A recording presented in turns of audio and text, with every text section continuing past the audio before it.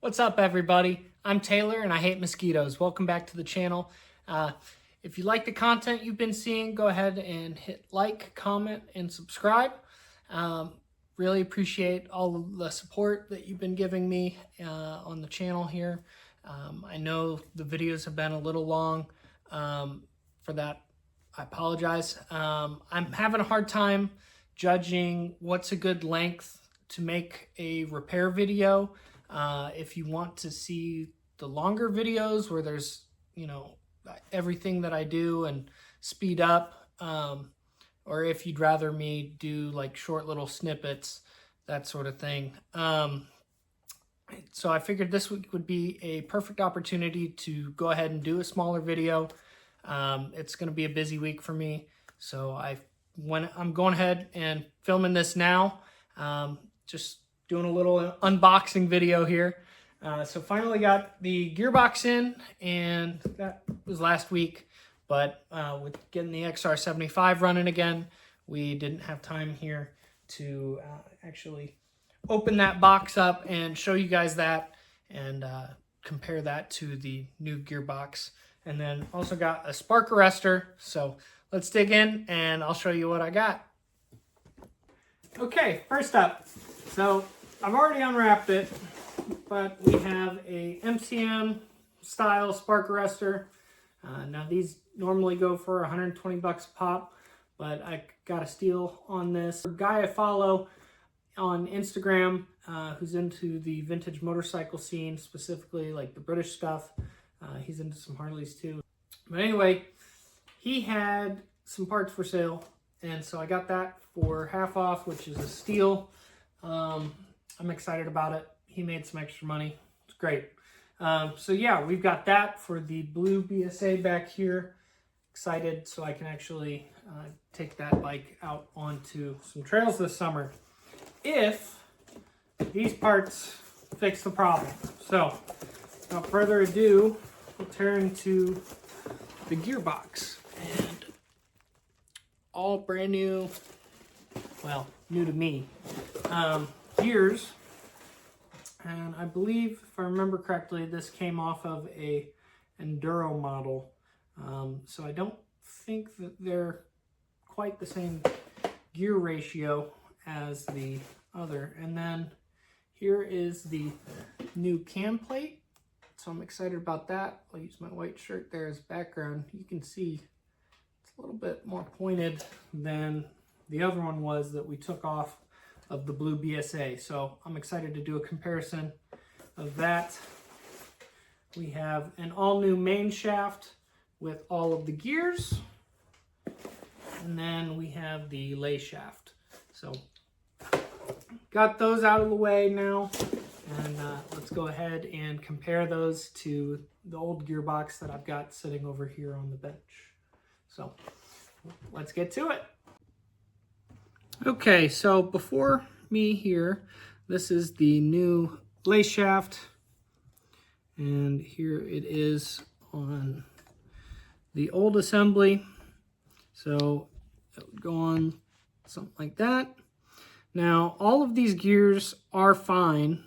I've gone over them, and they're all looking good, especially here too, where I was thinking that maybe this little step part here, if you can see that, I thought that that might have been part of the issue. Maybe those were stripped, but no, actually this is all looking good. So gears look good.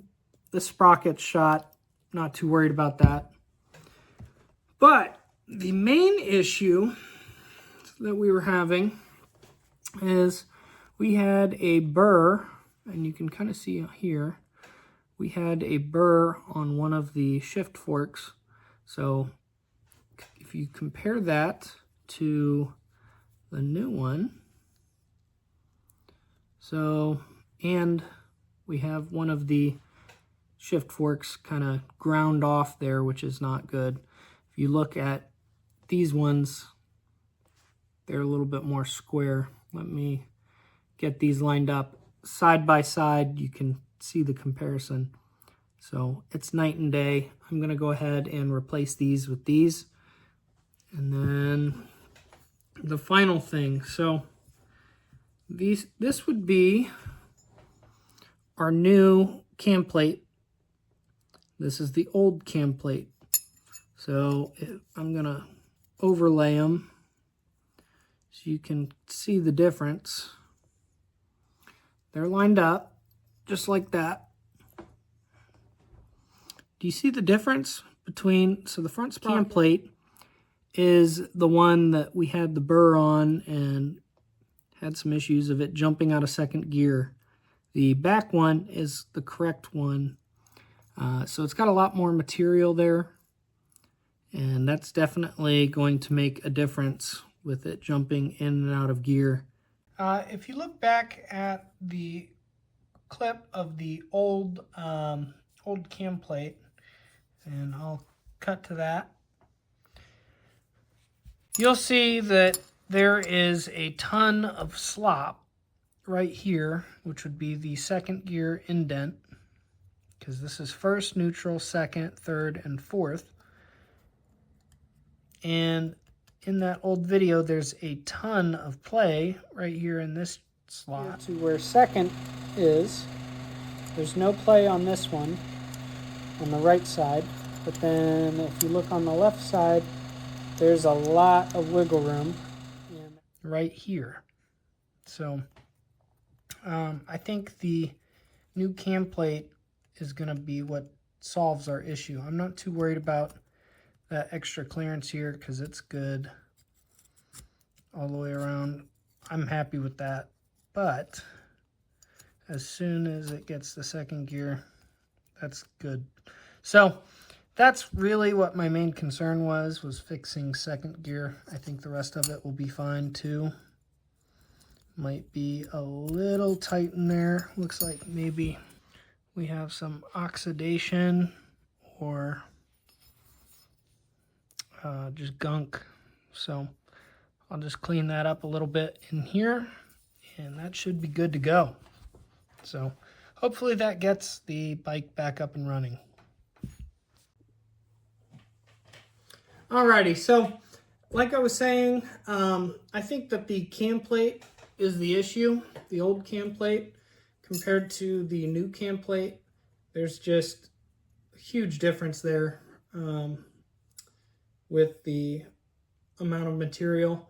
So I do think that the cam plate was what was causing this blue BSA here to jump out of second gear and not engage. So I'm excited to tear back into it and get this puppy back up and running again. It's been far too long and I've been antsy about getting it up and running again. And I mean, it still runs. The timing's messed up now, so I might make a video on that. Let me know in the comments if you want to see the rebuild process. I know that, like I mentioned earlier, these videos are kind of long doing the rebuild. So if that's not something that you really want to see, let me know. Let me know what you would like to see instead. I know some people want some riding videos. Hopefully this summer we'll get some riding videos in, specifically trail riding on this. That's part of the reason that I got the spark arrestor. Michigan is really the closest spot that has public access trails that you can go ride off-road vehicles on.